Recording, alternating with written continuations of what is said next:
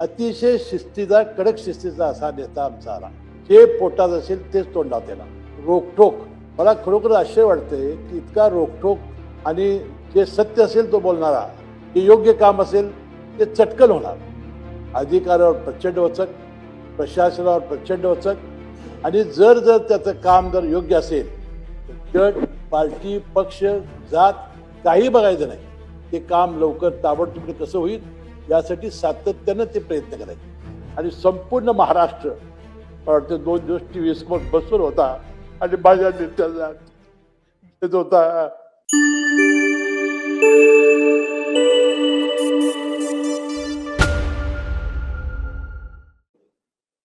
राज्याचे उपमुख्यमंत्री अजितदादा पवार आणि अनेक दिवंगत नेते आहेत, त्यांचा शोकप्रस्ताव मांडलेला आहे. त्यांना पाठिंबा देण्यासाठी मी उभा आहे.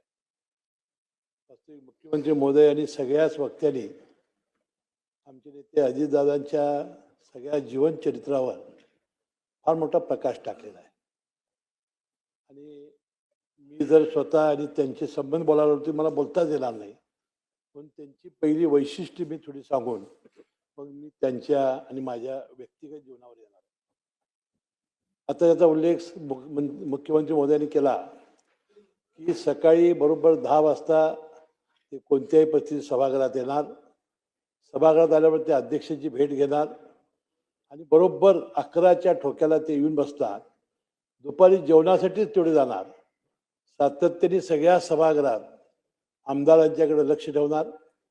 मंत्र्यांचा जर लिंक करायचं असेल तर कुणाचा नंबर आहे, कुणाची आज काही चर्चा आहे, असं सातत्याने. आणि त्याला सांगणार तुझा आत्ता आहे, तुझा आत्ता आहे. आणि अतिशय हजरजबाबीपणा.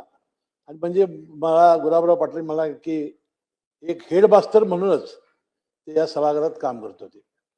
अतिशय वक्तशीरपणा. कुठलीही मिटिंग लावली, देवगिरीवर लावो, मंत्रालयात लावा, कधी लावो, अर्धा तास त्यांचा फोन कार्यालयात घनघणणार. वेळेवर सगळ्यांना उपस्थित राहावं लागणार. अतिशय शिस्तीचा, कडक शिस्तीचा असा नेता आमचा आला. त्यांना अतिशय टापटीप आवडायची. स्वतः ते व्यवस्थित राहायचे, दुसऱ्याची सुद्धा टापटीप नसेल तर तोंडावर ते सांगायचे. जे पोटात असेल तेच तोंडात येणार. रोखोक. मला खरोखर आश्चर्य वाटतंय की इतका रोखोक आणि जे सत्य असेल तो बोलणारा आणि पूर्णपणानं 8 वेळेला आपल्या बारामती मतदारसंघामध्ये 1,00,000-1.5 लाखाच्या वर निवडून येणारा असा व्यक्ती असू शकतो. आपल्याला माहिती आहे की निवडणुका जिंकण्यासाठी कसं गोड बोलतो, काय काय करतो, पण तो अजितदादा तसं नव्हतं. जे योग्य काम असेल ते चटकन होणार.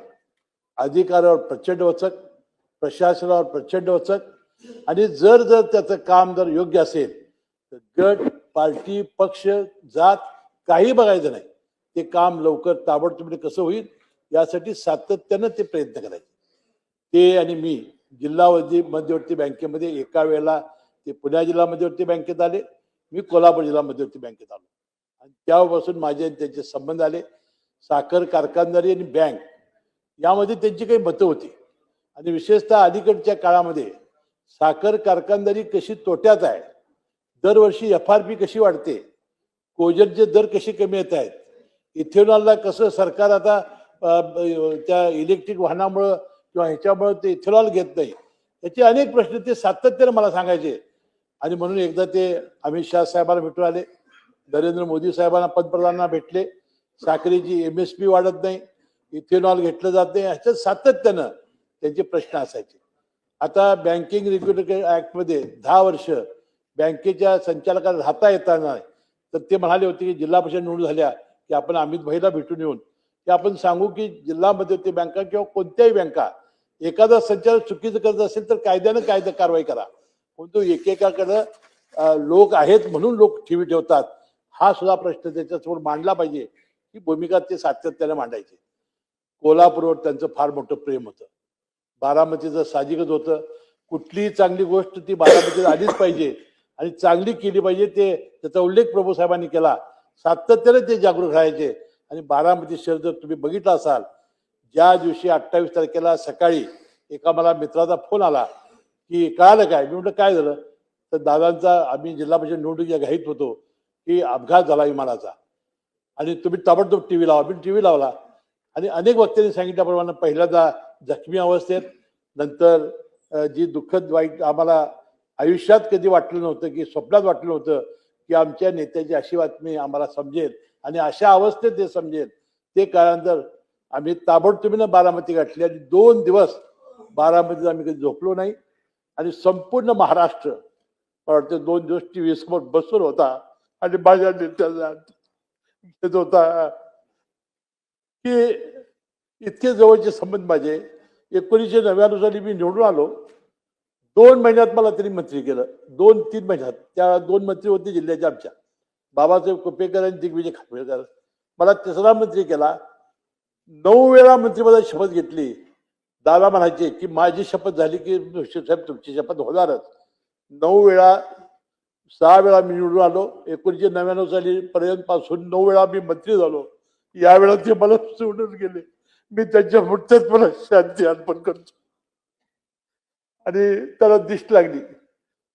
ते अतिशय कपडे बिपडे असे व्यवस्थित वापरायचे. तुम्हाला माहिती असेल की विधानसभेमध्ये नागपूरला अधिवेशन असलं की जोधपुरी कोट वेगवेगळे रोज घालायचे.